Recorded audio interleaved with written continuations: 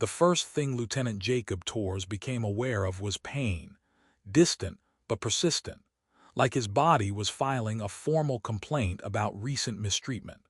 The second thing was that he was definitely not aboard his cargo transport anymore. The ceiling above him was wrong. Instead of the harsh industrial lighting and exposed conduits of a merchant vessel, he saw gentle bioluminescent panels casting soft, greenish light across smooth, organic-looking surfaces.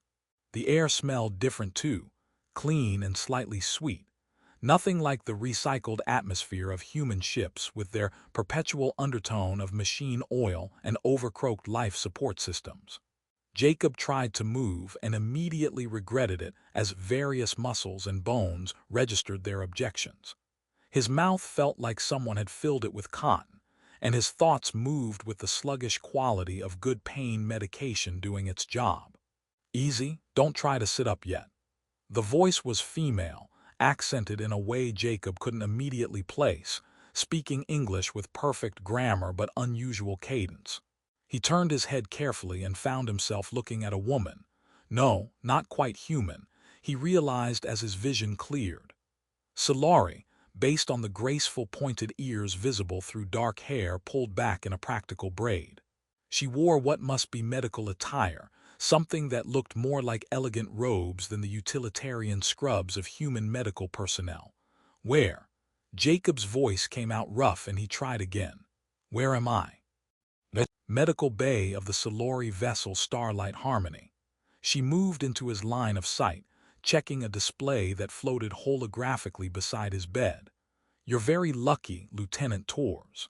Your transport was pulled from a decaying orbit approximately 3 days ago.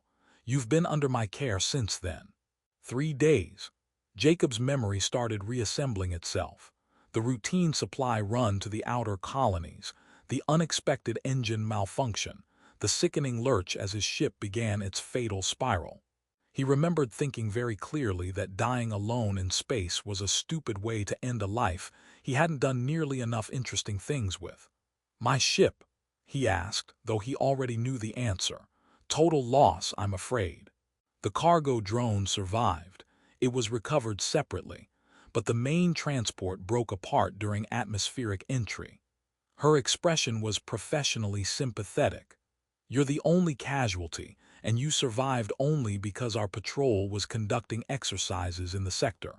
We picked up your distress beacon and managed extraction before your life support failed. Jacob processed this information slowly, his medicated brain struggling with the implications. He'd lost his ship, probably his job, and he owed his life to aliens he'd never met. I should say thank you, then, for the rescue, and for... He gestured vaguely at himself, putting me back together. Her smile was warm and genuine. You're welcome, though I can't take credit for the rescue. That was Captain Torres and the emergency response team. But the putting back together, yes, that's been my responsibility. She paused, seeming to make a decision.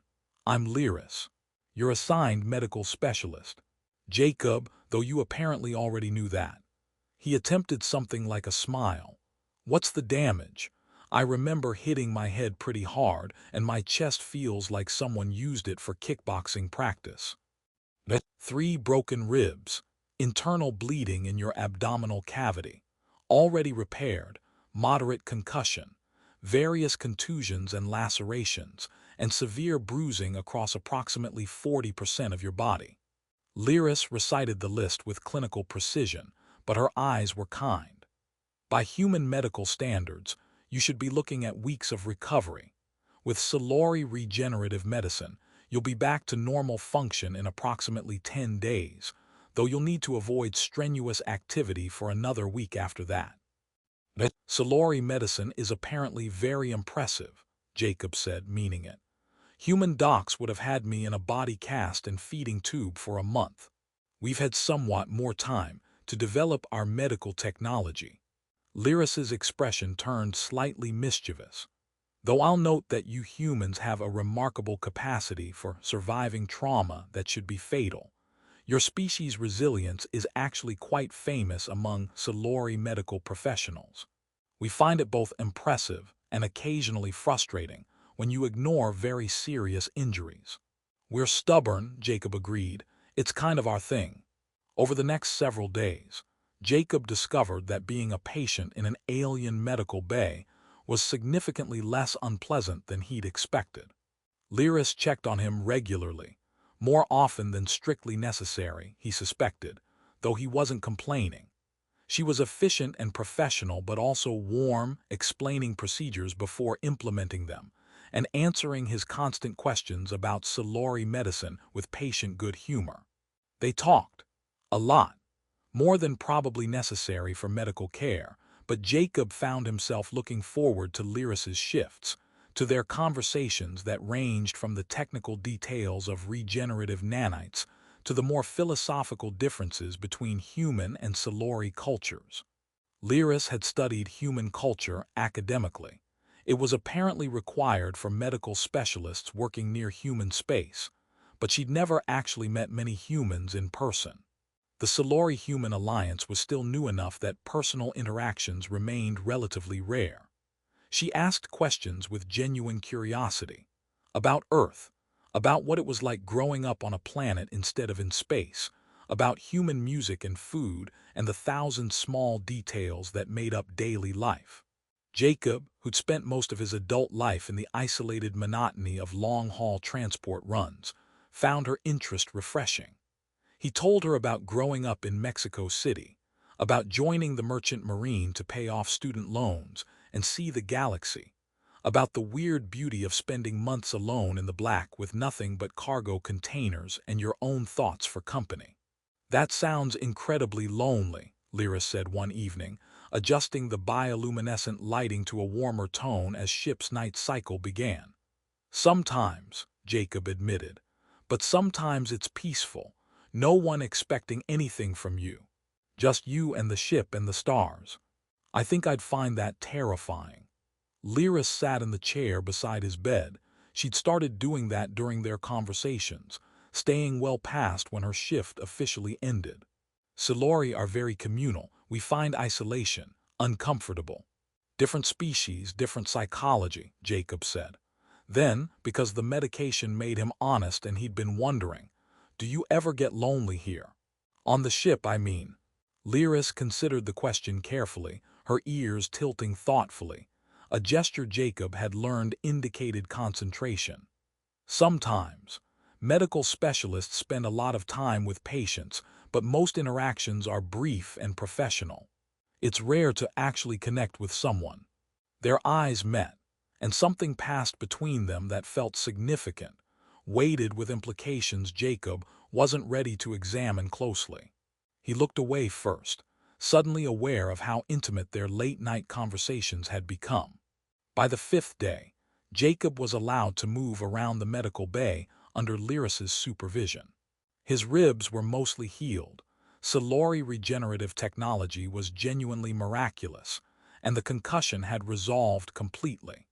He still tired easily, but Lyris assured him this was normal and would pass within days. She watched him like a hawk during his limited mobility exercises, ready to intervene if he pushed too hard.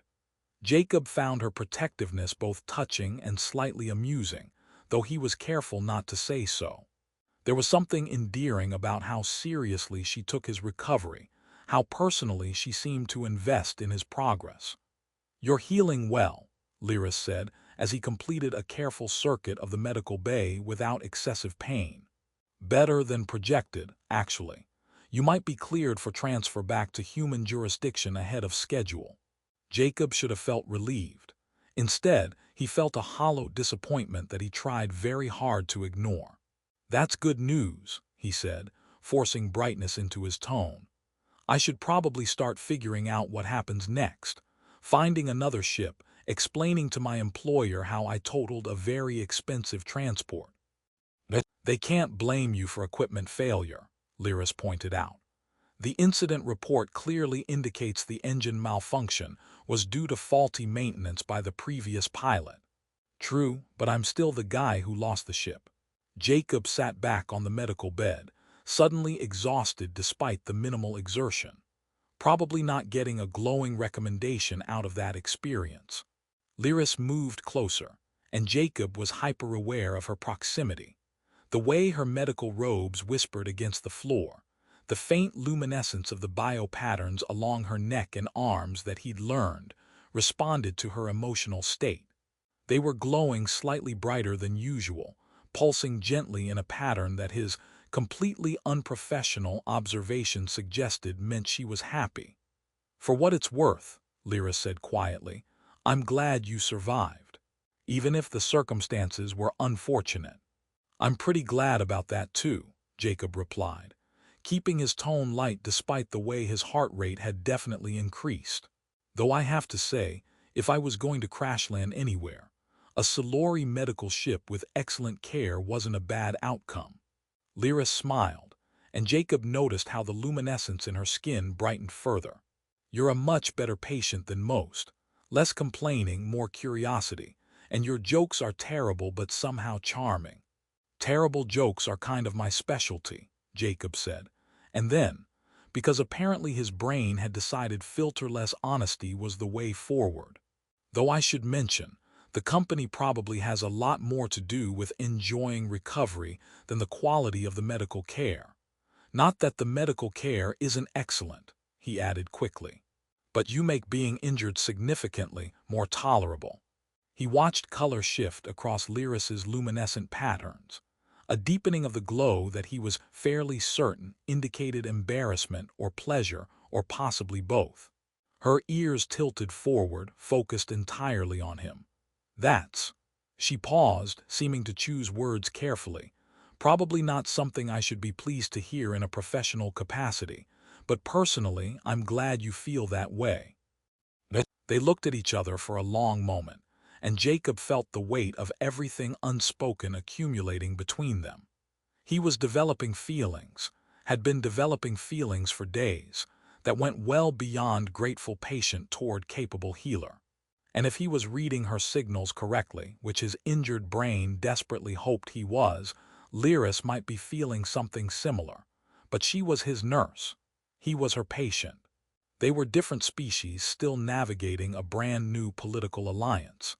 And in a few days, he'd be transferred back to a human vessel, and she'd continue her work aboard Starlight Harmony, and their lives would diverge completely. Getting emotionally invested seemed like an excellent way to complicate both their lives. "I should let you rest," Lyris said finally, though she didn't move away. "You've done enough activity for today." "Yeah, probably," Jacob agreed, not wanting her to leave but unable to articulate why he wanted her to stay. Lyris stood, professional composure sliding back into place, but her hand briefly touched his shoulder, a gesture that felt more personal than medical. "I'll check on you later this evening. And Jacob, thank you for the conversation. I've enjoyed your recovery period more than I probably should." She left before he could formulate a response, and Jacob lay back on the bed feeling his chest tight with something that had nothing to do with healing ribs. He was definitely in trouble here, the kind of trouble that came from developing real feelings for someone he was inevitably going to have to say goodbye to. That night, as ship's night cycle dimmed the lights and the medical bay settled into quiet, Jacob found himself thinking about Lyris's name. The way it sounded in his voice, the way her eyes had met his during their conversation, how her luminescence brightened when she smiled at his terrible jokes. He fell asleep thinking about her, and if he dreamed about something more than just professional medical care, well, his subconscious had never been particularly good at maintaining appropriate boundaries. Jacob woke slowly, awareness returning in comfortable stages. Soft morning light filtered through the medical bay's windows, actual windows showing real stars, which was a luxury merchant vessels rarely featured. The bed had learned his preferred sleeping position over the past week and adjusted accordingly, and for a moment, Jacob just enjoyed being pain-free and comfortable. Then he became aware that something was different, closer than usual. He opened his eyes and found Lyris sitting beside his bed, not at her usual monitoring station, but right there, close enough to touch. She wasn't in her medical attire but casual clothing that suggested she'd come in off-duty. and she was watching him with an expression that mixed amusement and something gentler that made Jacob's heart do complicated things in his chest. "Good morning," Lyris said softly, and there was something in her tone that made him hyper-aware of the intimacy of the moment, waking up to find her there, close and smiling, like this was something they did every morning. "Did I oversleep?" Jacob asked, his voice still rough from sleep. He tried to orient himself, check what time it was, but Lyris's presence was significantly more interesting than any practical concerns. "No, you're right on schedule for morning rounds." Her smile widened slightly, becoming more teasing. "Though I should mention, you said my name in your sleep." Jacob felt heat rise to his face with mortifying speed. "I what?" "Several times, actually, very clearly." Lyris, with quite a bit of feeling behind it. She tilted her head, her ears forward with curiosity rather than mockery, her luminescence pulsing with what he'd learned indicated amusement or happiness. "I was checking your neurological responses. We do random monitoring to ensure the concussion hasn't caused any lasting damage, and you were dreaming quite vividly, it seems." Jacob wanted the medical bed to swallow him entirely. "I'm so sorry, that's incredibly inappropriate. You've been nothing but professional and I." "Jacob." Lyris reached out and took his hand, stopping his spiral into mortified apology. Her skin was warm, her touch gentle but definite. "I didn't mention it to embarrass you." "Well, perhaps a little," she admitted with a smile. "But mostly because I've been trying to find the courage to tell you something for days now, and hearing you say my name like that made me think perhaps I'm not alone in feeling complicated about your recovery progress." Jacob's brain was trying very hard to process what was happening, while his heart seemed determined to beat its way out of his chest entirely. "Complicated how?" Lyris took a breath, her luminescence pulsing faster, nervousness, he recognized. "In approximately 3 days, you'll be medically cleared to transfer back to a human vessel. Our protocols suggest minimal patient attachment, professional boundaries, appropriate distance." She met his eyes directly. "And I've violated every single one of those protocols where you're concerned." "Lyris," Jacob started, but she continued, words coming faster like she needed to get them all out before courage failed. "I've been a medical professional for 6 years, and I've never once found myself coming in on off-duty hours just to talk to a patient.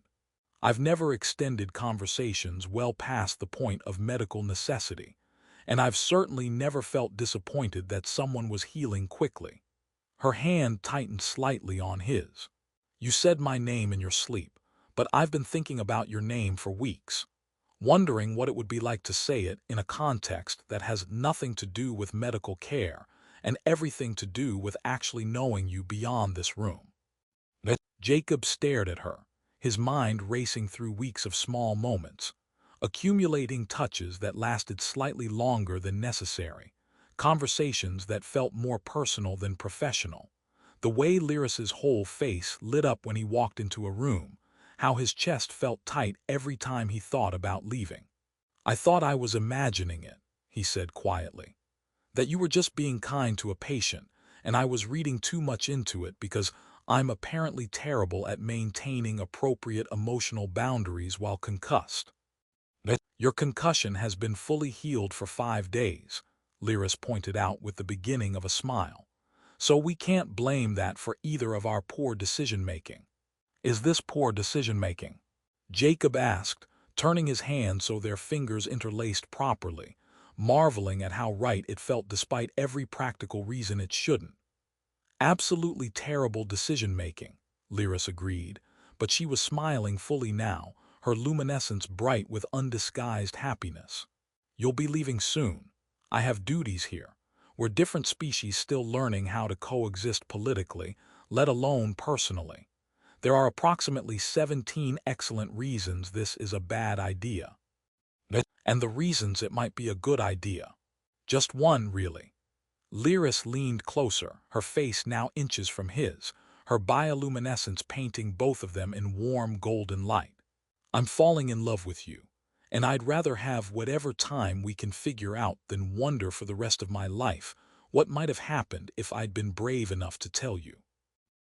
Jacob closed the distance between them and kissed her, gentle and tentative, and loaded with weeks of accumulated feeling he'd been trying so hard to ignore. Lyris's luminescence flared brilliantly, and he felt her free hand come up to cup his face, deepening the kiss into something that felt less like a first kiss and more like finally admitting something that had been true for a long time. When they broke apart, both breathing slightly harder, Lyris was smiling with pure joy that made her absolutely radiant. "So," Jacob said, his voice slightly unsteady, "I guess we have 3 days to figure out what happens next." 3 days minimum," Lyris corrected, her tone turning slightly mischievous. "I may have already submitted a request to delay your transfer for additional monitoring, just to be absolutely certain there are no lingering complications from your injuries." "Are there lingering complications?" "That depends." Lyris's smile widened. "Do you consider falling completely in love with your patient a complication?" "The worst kind," Jacob agreed, pulling her into another kiss. "Probably going to require extensive treatment, possibly for the foreseeable future. Fortunately, I'm very committed to thorough medical care." Lyris settled more comfortably beside him on the bed, her head finding his shoulder like it belonged there. "Though I should warn you, actually dating me is probably more complicated than whatever romantic scenarios you were dreaming about." "I like complicated," Jacob said, wrapping his arm around her. "And for the record, the dreaming about you thing has been happening for at least a week. I just had plausible deniability until you caught me saying your name." "I know, you talk in your sleep fairly regularly." Lyris's luminescence pulsed with amusement. "I've been compiling quite a list of interesting things you've said, including several that were very flattering and at least one marriage proposal, though you were heavily medicated at the time, so I'm not holding you to it." Jacob groaned, burying his face in her hair. "Please tell me you're joking." "About the marriage proposal, yes. About the rest, absolutely not. You're very vocal when unconscious." She tilted her head up to look at him, her expression softening. "But Jacob, for what it's worth, I've been dreaming about you too, and thinking about you during shifts, and finding excuses to check on you more often than necessary. So we're equally ridiculous about this." "Good," Jacob said, kissing her forehead. "I'd hate to be the only one making terrible decisions here." Outside the medical bay window, the stars continued their eternal dance, and two people from different worlds discovered that sometimes the heart ignores every practical consideration in favor of something real. There would be complications, communication across species barriers, figuring out how to maintain a relationship across interstellar distances, navigating cultural differences and practical logistics. But as Lyris's hand found Jacob's and they sat together in the morning light, her luminescence painting patterns of joy across both their skin, those complications seemed manageable. Worth navigating, worth the risk. 3 days, Jacob said quietly, and then we figure out the rest. Together, Lyris agreed. We'll figure it out together. And in that moment, recovering in an alien medical bay light years from anywhere he'd called home, Jacob Torres felt more grounded than he had in years. Sometimes, he reflected, the best things in life came from terrible accidents, unexpected rescues, and being brave enough to admit you'd fallen in love with someone even when everything suggested you shouldn't. Some complications, it turned out, were absolutely worth embracing.